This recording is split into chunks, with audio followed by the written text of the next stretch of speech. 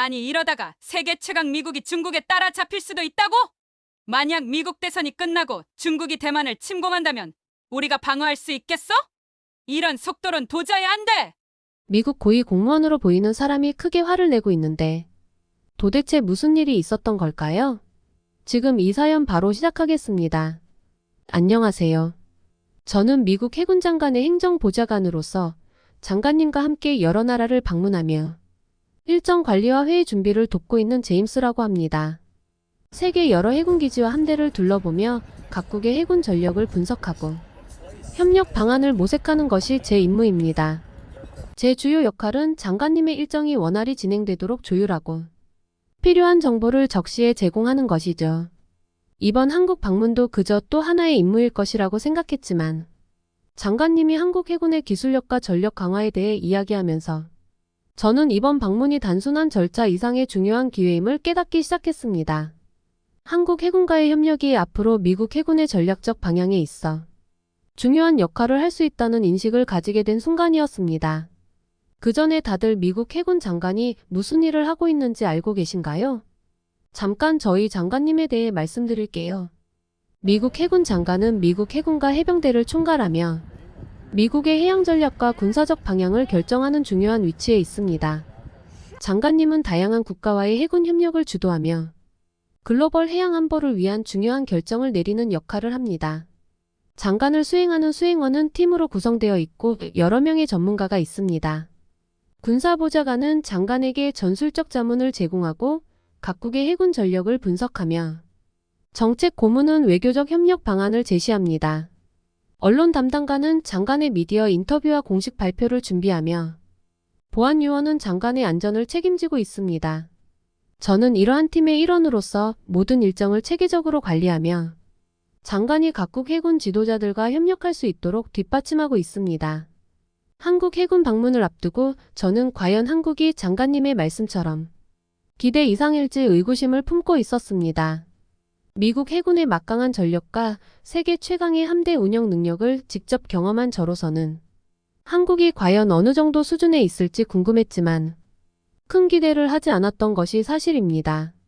그러나 한국에 도착한 순간부터 그 생각이 바뀌기 시작했습니다. 한국의 공항 시스템은 매우 효율적이고 최첨단 기술을 기반으로 운영되고 있었습니다.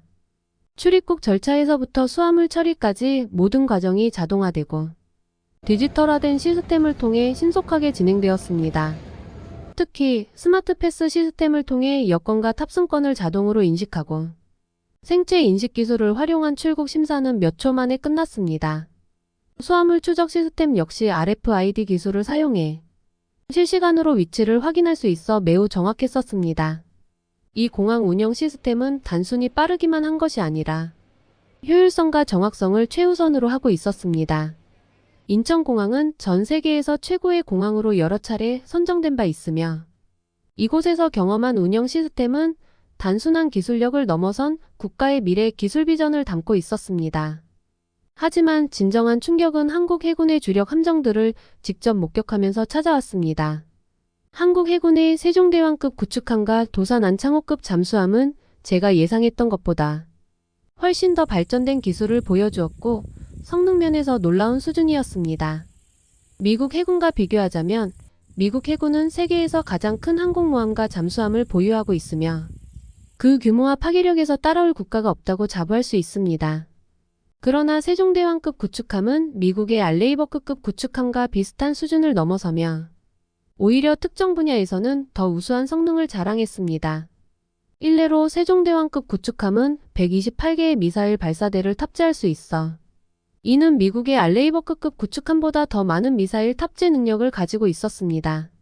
그뿐만 아니라 탄도 미사일 요격 능력과 첨단 전투 시스템이 통합된 세종대왕급은 해상 방어와 공격에서 매우 강력한 역량을 보여주고 있었습니다. 또한 도산한 창호급 잠수함의 성능은 미국의 버지니아급 잠수함과 비교할 만합니다. 물론 버지니아급 잠수함은 그 크기와 전략적 작전 능력에서 압도적인 장점을 가지고 있지만 도산 안창호급 잠수함은 공기부료 추진 시스템을 장착해 장시간 수중에서 작전이 가능하며 한국형 수직발사대를 탑재하여 잠수함 발사 탄도미사일을 발사할 수 있는 능력을 갖추고 있습니다. 이는 특히 지역 안보와 억지력을 강화하는 데 큰 역할을 할 수 있는 요소입니다. 참고로 공기부료 추진 AIP 시스템은 잠수함이 수면 위로 올라오지 않고도 오랫동안 물속에서 작전을 수행할 수 있게 해주는 기술입니다. 전통적인 디젤 전기 잠수함은 배터리를 사용해 물속에서 움직이다가 배터리를 충전하기 위해 수면 위로 올라와서 공기를 흡입해야 하는 단점이 있습니다. 이때 엔진을 가동하려면 산소가 필요하기 때문이죠. 하지만 AIP 시스템을 탑재한 잠수함은 공기를 필요로 하지 않는 방식으로 전력을 공급받아 수면 위로 올라오지 않고도 더 오랫동안 물속에서 작전을 수행할 수 있습니다. 이는 특히 적에게 발각되지 않도록 하는데 매우 중요한 역할을 합니다.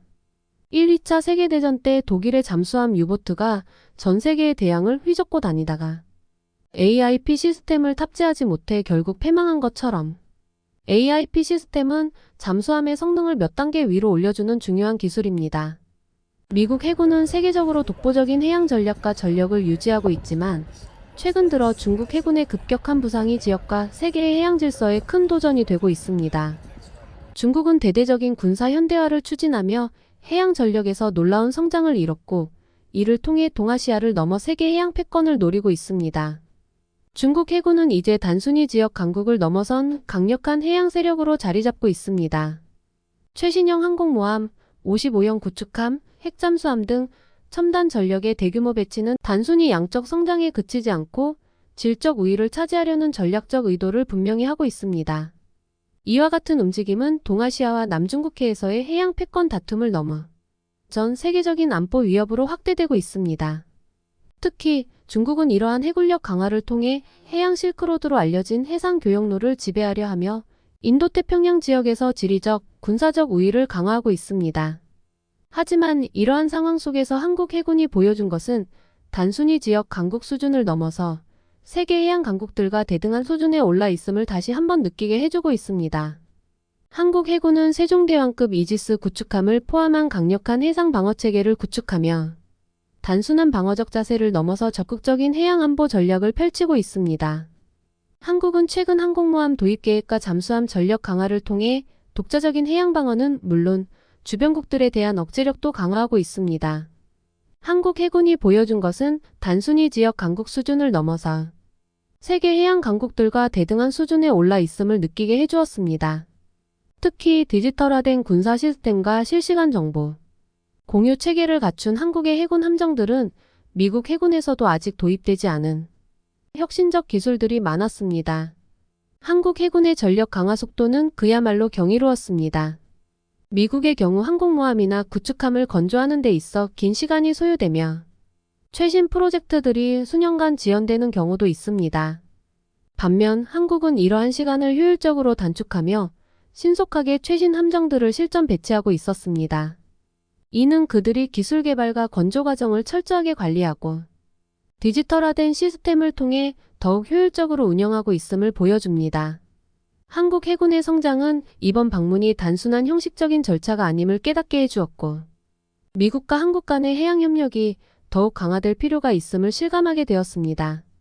처음 한국 조선소에 들어섰을 때 저는 그저 조용하고 평범한 시설을 생각했습니다. 미국의 조선소들도 거대하긴 하지만 1970년대까지 전성기를 이끌었던 선박 생산 능력은 완전히 몰락하고 있었습니다. 그 이유는 미 존스법이 시행되고 미국 내부에서만 경쟁을 하다 보니 어느새 한국, 중국, 일본보다 한참 뒤떨어진 경쟁력을 가지고 있었고 급기야는 세계에서 경쟁력을 많이 상실한 상태가 되었습니다. 그런데 한국은 완전히 달랐습니다. 세계 1위 조선의 나라답게 눈앞에서 펼쳐진 풍경은 놀라움 그 자체였습니다. 함정들이 거의 자동화된 시스템에 따라 하나씩 만들어지고 있었죠.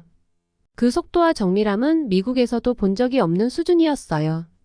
한국 조선소의 놀라운 기술력은 저의 상상을 완전히 뛰어넘었습니다. 실시간으로 함정 건조 상태가 모니터링되고 조선 과정 중 발생할 수 있는 모든 변수를 디지털 시스템이 즉각적으로 감지해 수정하는 모습은 그가 평소에 알고 있던 조선소의 개념을 완전히 뒤집어 놓았죠. 미국 해군 장관님도 이 기술을 보시면서 처음에는 믿을 수 없다는 표정을 짓더군요. 하지만 시간이 지날수록 그 표정은 경악에서 경이로움으로 변해갔습니다. 그 순간 저는 우리도 이제 한국에서 배워야 할 게 많다는 걸 깨달았죠. 저는 조선소에서 설명을 듣기 전에 우선 함정 건조 현장을 둘러볼 기회가 있었습니다. 건조 중인 세종대왕급 구축함과 도산 안창호급 잠수함은 그 크기와 위용에서 이미 저에게 깊은 인상을 주었습니다. 그러나 그보다 더 놀라운 것은 건조 속도였습니다. 한국 조선소에서는 불과 몇 개월 만에 신형 함정을 완성하고 있었습니다. 미국에서는 이런 대형 함정을 완성하는 데 몇 년이 걸리는 것이 일반적이었기 때문에 그는 그 차이에 충격을 받았습니다. 이건 단순한 속도의 문제가 아니었습니다. 모든 과정이 철저하게 계획되고 효율적으로 운영되고 있었습니다. 각 파트가 실시간으로 모니터링되고 문제 발생 시 자동으로 수정되는 시스템이 구축되어 있었죠. 말 그대로 미래의 조선소를 보는 기분이었습니다. 한국의 수준 높은 디지털화와 조선 과정에서의 실시간 모니터링을 통해 건조 중인 함선이 언제 인도될지 정확히 파악할 수 있다며 큰 감탄사를 터뜨렸습니다.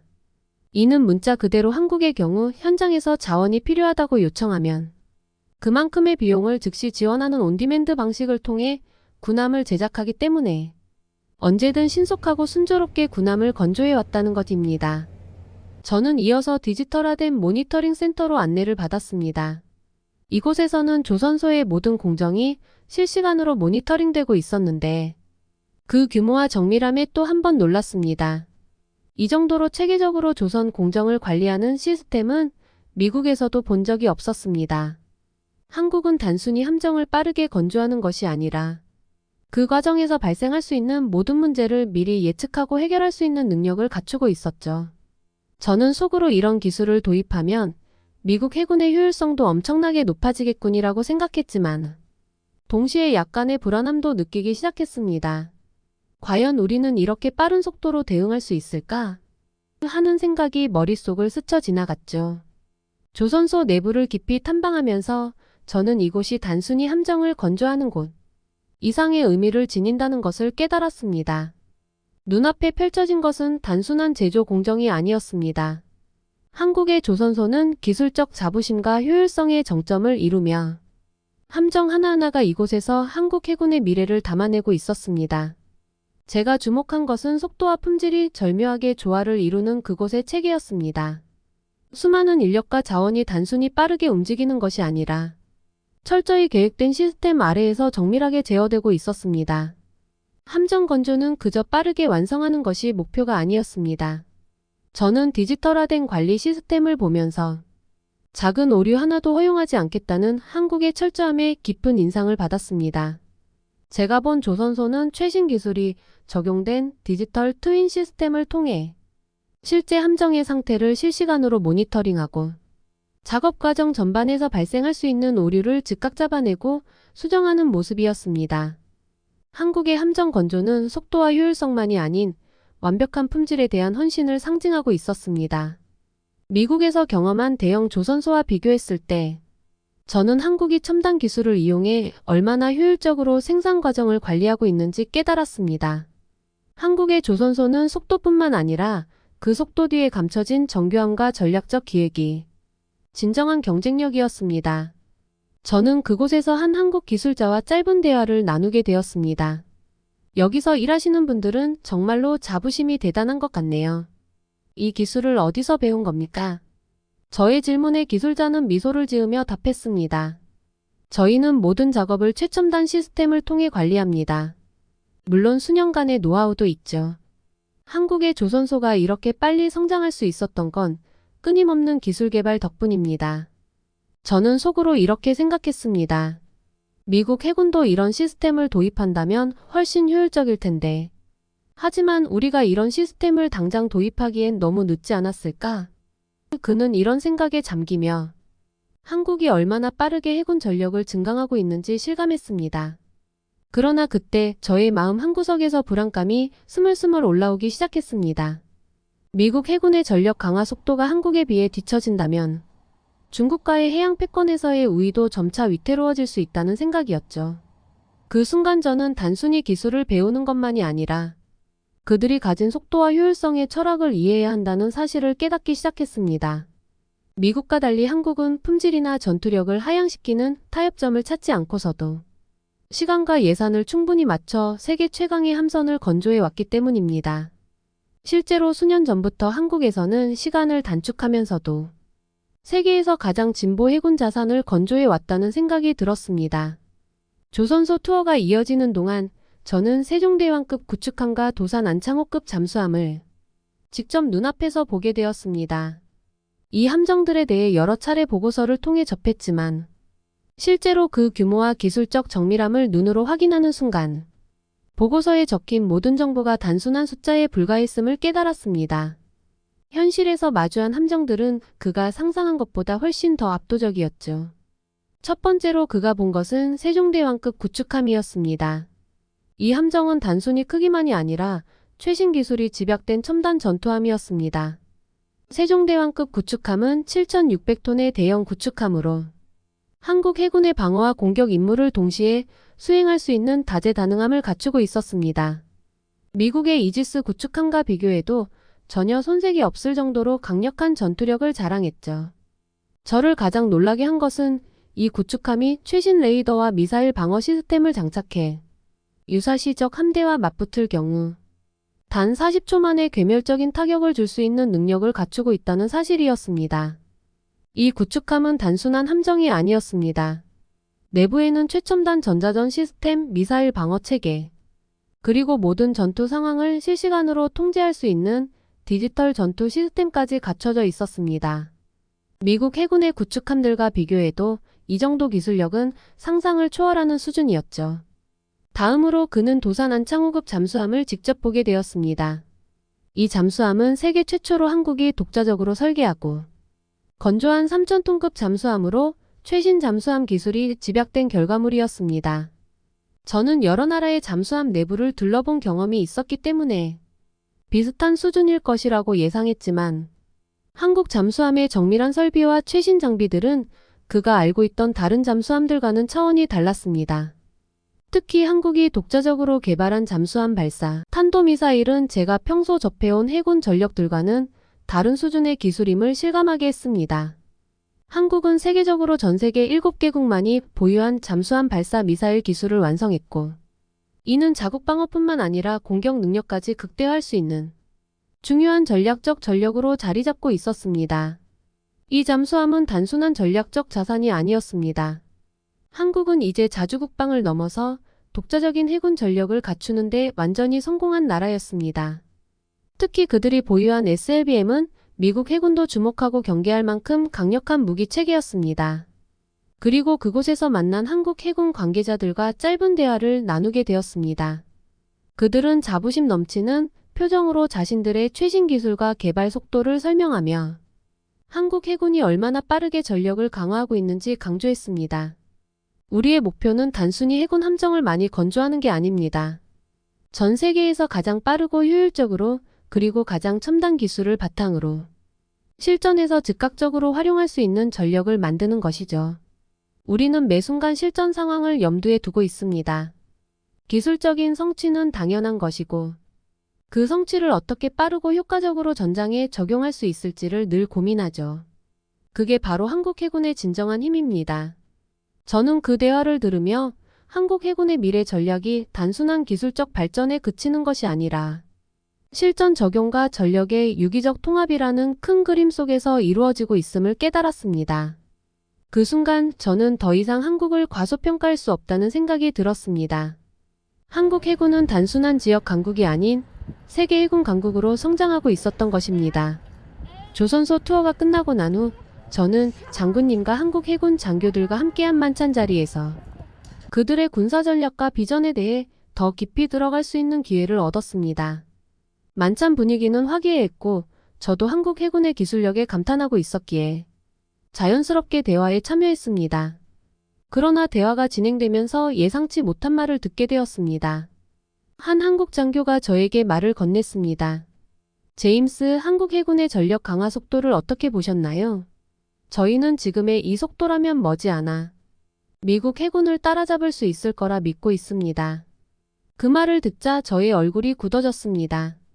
미국 해군을 따라잡는다. 미국의 자존심에 상처가 났습니다. 그 순간 그는 한국 해군이 자신들의 성취를 과대평가하고 있다는 생각이 들었습니다. 저는 약간 썩 기분이 좋지 않은 목소리로 말했습니다. 한국 해군이 빠르게 성장하고 있는 건 인정합니다. 하지만 미국 해군을 따라잡는다고요? 미국 해군은 오랜 전통과 방대한 경험, 그리고 수십 년간의 기술적 발전을 바탕으로 세계 최고의 해군 자리를 지키고 있습니다. 단순히 함정 건조 속도가 빠르다고 해서 그 차이를 쉽게 좁힐 수 있다고 생각하진 않는데요. 하지만 곧바로 한국 해군 장교가 미소를 지으며 저를 바라보며 차분히 답했습니다. 제임스. 물론 미국 해군의 역사와 전통은 따라잡기 어려운 부분이 많습니다. 저희도 미국의 해군력에 대해 많은 존경을 표하고 있습니다. 다만 저희가 말씀드린 건 단순히 양적인 경쟁이 아닙니다. 저희는 지금 속도와 대응력에 중점을 두고 있습니다. 미래의 해군 전쟁에서 중요한 것은 더 이상 물량이나 규모가 아닙니다. 신속한 대응과 변화하는 전장에 대한 유연성이죠. 저는 그 장교의 말에 잠시 말을 잇지 못했습니다. 한국 장교의 말을 오해했음을 깨달았습니다. 그들이 말하는 따라잡는다는 의미는 단순한 규모의 경쟁이 아니었습니다. 한국 해군은 기술의 발전과 유연한 전력 운영을 통해 더 빠르게 전장에 적응할 수 있는 능력을 강조하고 있었던 것입니다. 한국 장교는 저의 찜찜함을 풀어주기 위해 덧붙였습니다. 우리는 미국 해군을 존경하지만 저희 한국 해군은 우리의 방식으로 우리만의 강점을 찾아가고 있습니다. 결국 중요한 것은 변화에 얼마나 빨리 대처하느냐입니다. 그제야 저는 그들의 말을 온전히 이해하게 되었습니다. 한국 해군은 미국을 무작정 경쟁 상대로 여기거나 넘어설 목표로 두고 있는 것이 아니었습니다. 그들은 그들만의 방식으로 미래를 준비하고 있었던 것이었습니다. 저의 오해가 풀리면서 다시 한번 한국 해군의 전략적 사고에 감탄하게 되었습니다. 그들은 단순히 빠르게 함정을 만들고 전력을 확충하는 것이 아니라 미래의 전쟁 환경을 누구보다 빠르게 대비하고 있었습니다. 이 오해가 풀린 후 저는 한국 해군이 얼마나 체계적이고 치밀하게 전력을 운영하고 있는지 다시 한번 깨닫게 되었습니다. 저는 마지막으로 한국 해군의 미래에 대해 감탄을 금치 못했습니다.